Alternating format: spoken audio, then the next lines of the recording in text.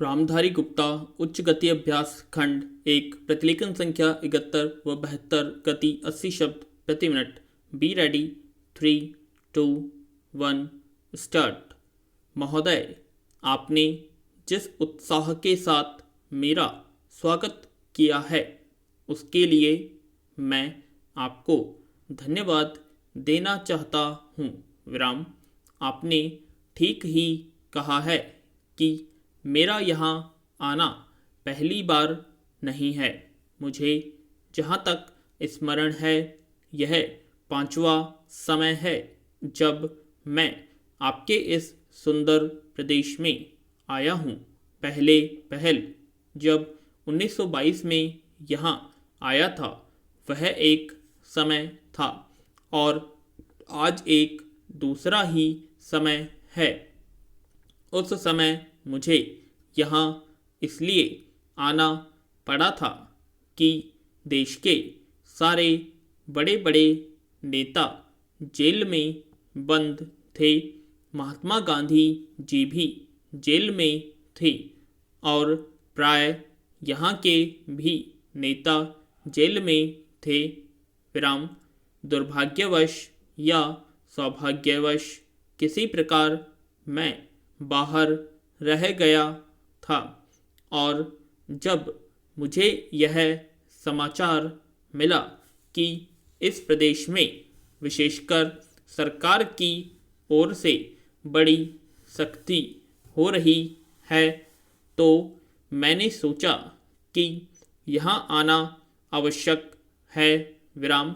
पूज्य मालवीय जी से मैंने इसका जिक्र किया तो वह बड़ी प्रसन्नता के साथ यहाँ आने के लिए तैयार हो गए।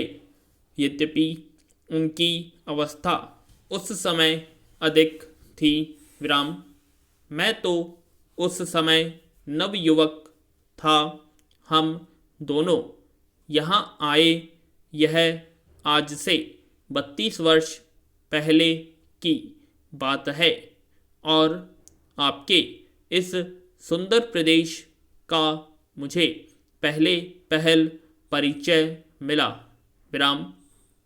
कल जब मैं यहाँ आ रहा था तो मार्ग में मुझे वह जगह दिखलाई गई जहाँ मैं बहुत कठिनता से रात भर बैलगाड़ी पर चलकर किसी प्रकार पहुँचा था।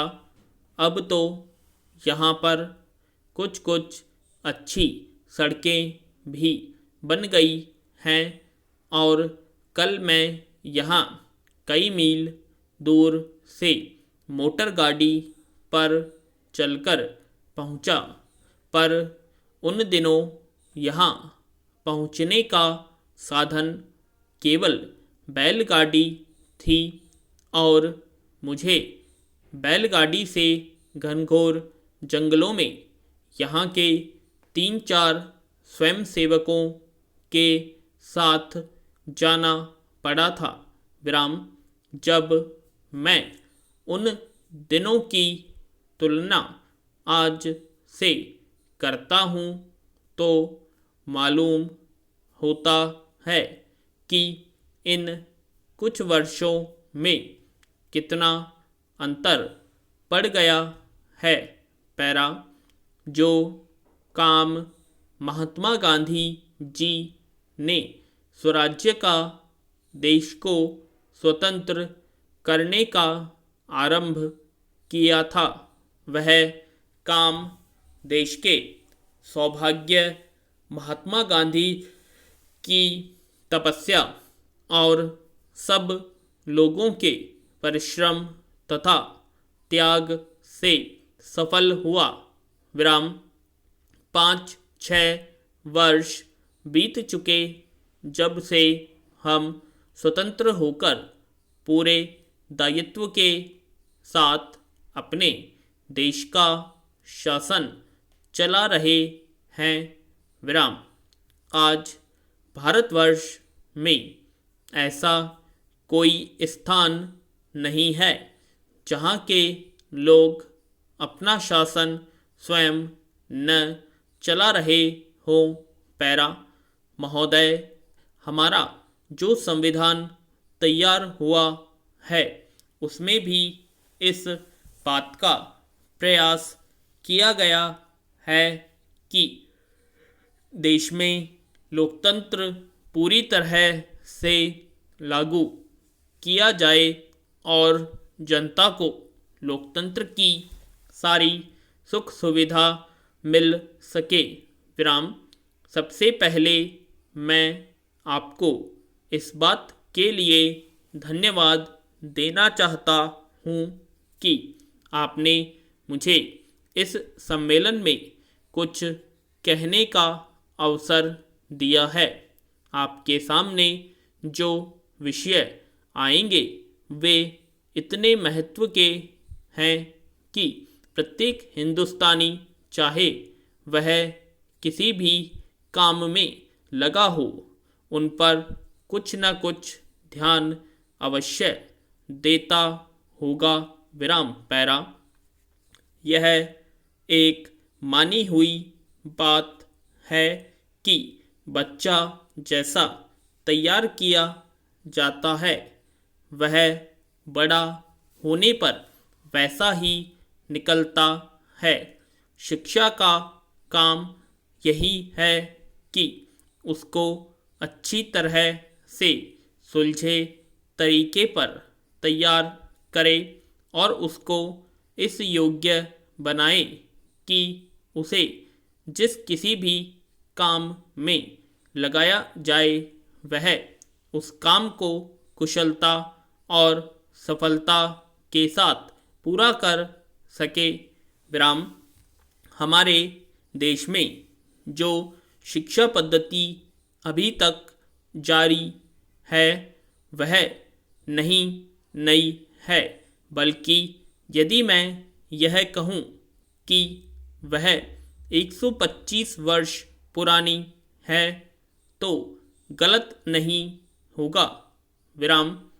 125 वर्ष पहले जिस उद्देश्य को सामने रखकर यह शिक्षा पद्धति जारी की गई थी वह उद्देश्य अब नहीं रहा, पर शिक्षा पद्धति अब तक लगभग वही है।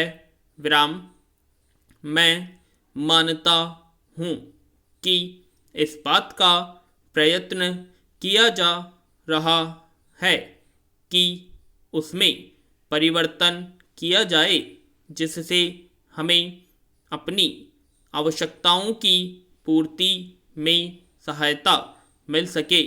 जहाँ तक मुझे मालूम है इस काम में अभी तक हम सफल नहीं हुए हैं। मैं तो शायद यह भी कह सकता हूँ कि उस शिक्षा पद्धति को बदलने में जो प्रयास किया जाना चाहिए था वह अभी तक नहीं किया गया है।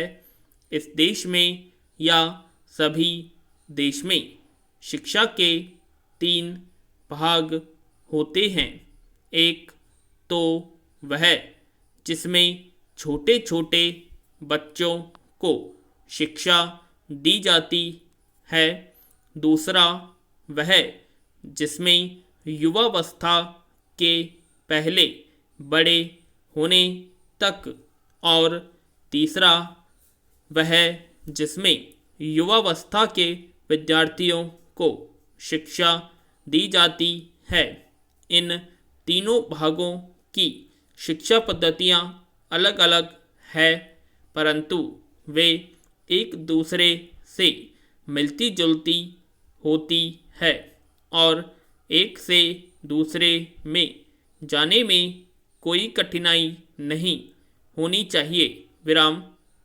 इसलिए यदि हम अपने देश की शिक्षा में सुधार चाहते हैं तो सबसे अधिक आवश्यक यह है कि सर्वप्रथम प्राथमिक शिक्षा में उसके बाद माध्यमिक शिक्षा और फिर विश्वविद्यालय शिक्षा में सुधार किया जाना चाहिए। पूर्ण विराम।